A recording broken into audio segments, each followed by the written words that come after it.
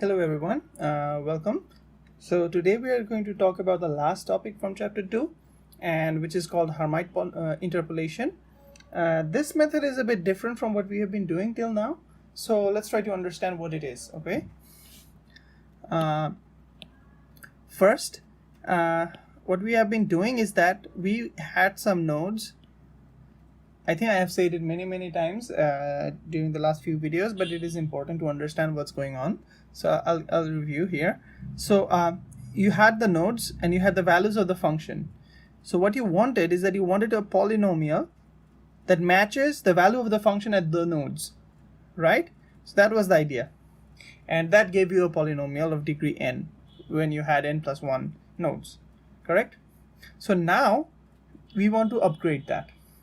What we want to do is that the value of the polynomial,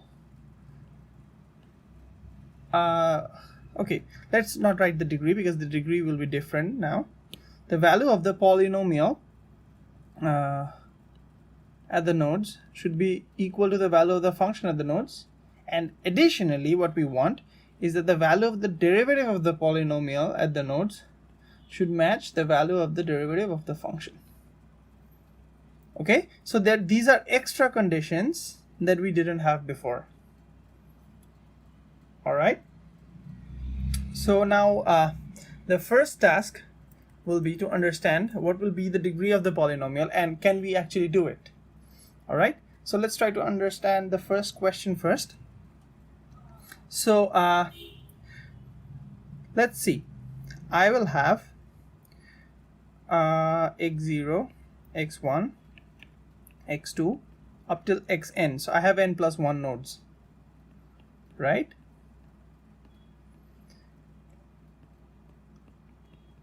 So it has to match the value of the functions at these points. So f of x1, f of x2 up till f of xn. All right, so these values have to match. And if you remember correctly, that in all the methods before, we had these n plus 1 conditions that implied that I could calculate n plus 1 coefficients. That implied that my polynomial was degree n, when we just demanded that the value of the polynomial should only match the value of the function, not the derivative. That is what we have been doing, right? So this condition also holds here. So what we have here is that we have n plus 1 conditions.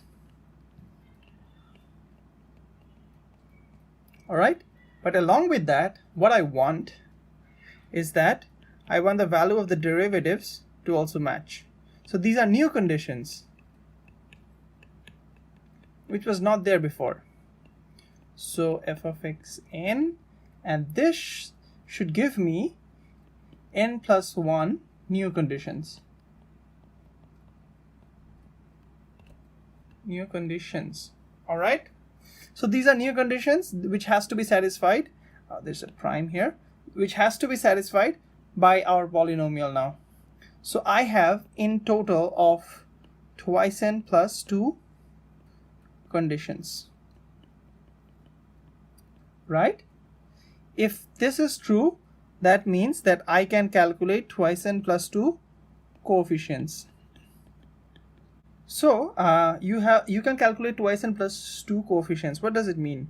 You can calculate from a0, a1 up till a twice n plus 1, because you start counting from 0, you can calculate only 2n plus 2 equations. So this is the last one you can calculate.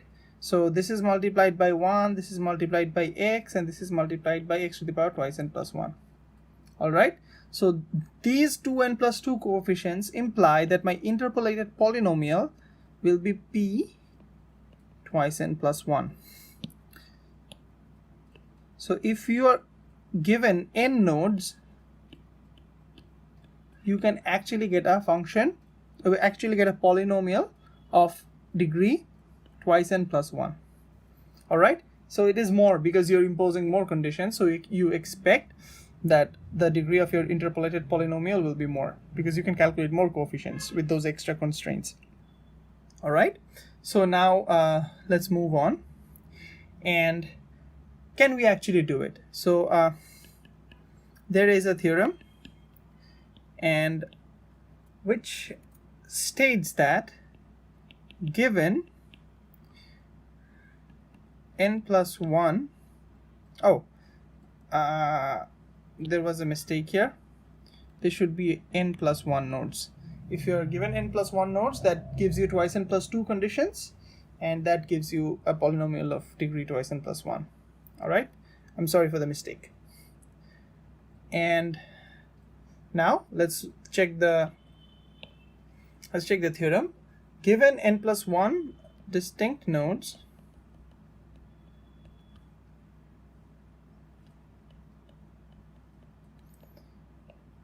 x0, x1 up till xn, there exists a unique polynomial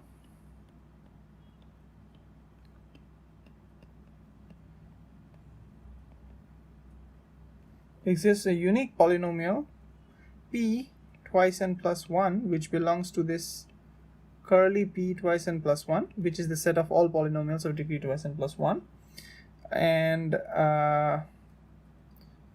that interpolates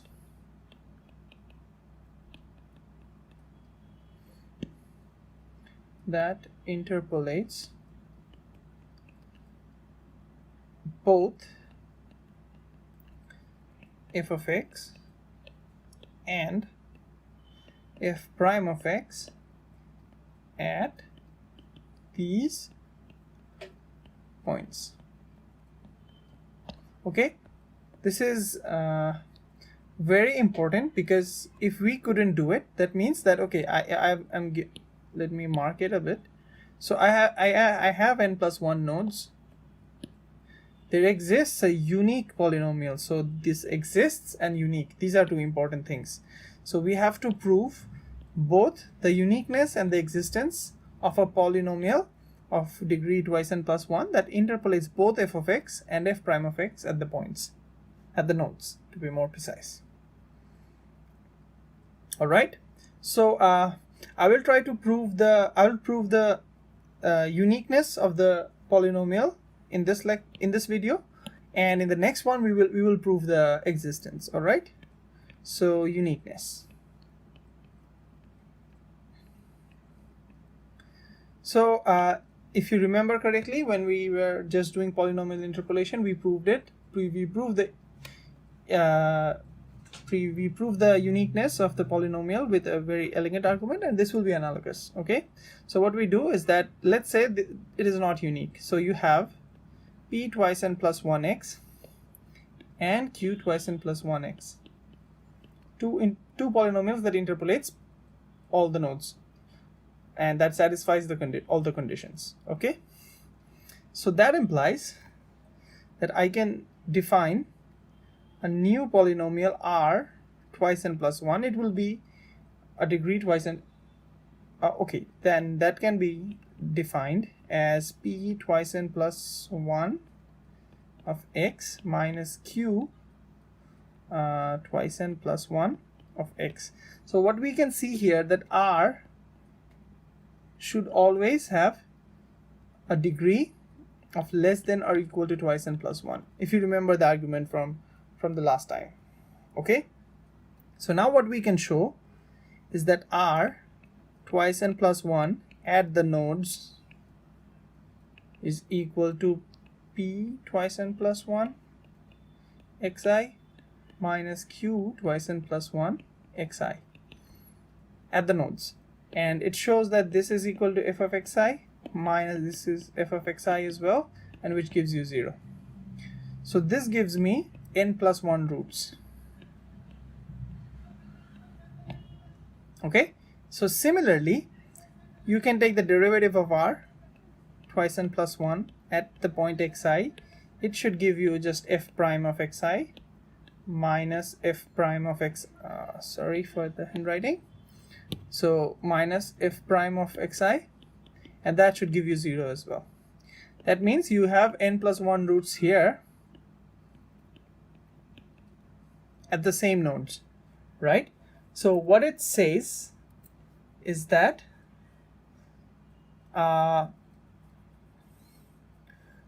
each node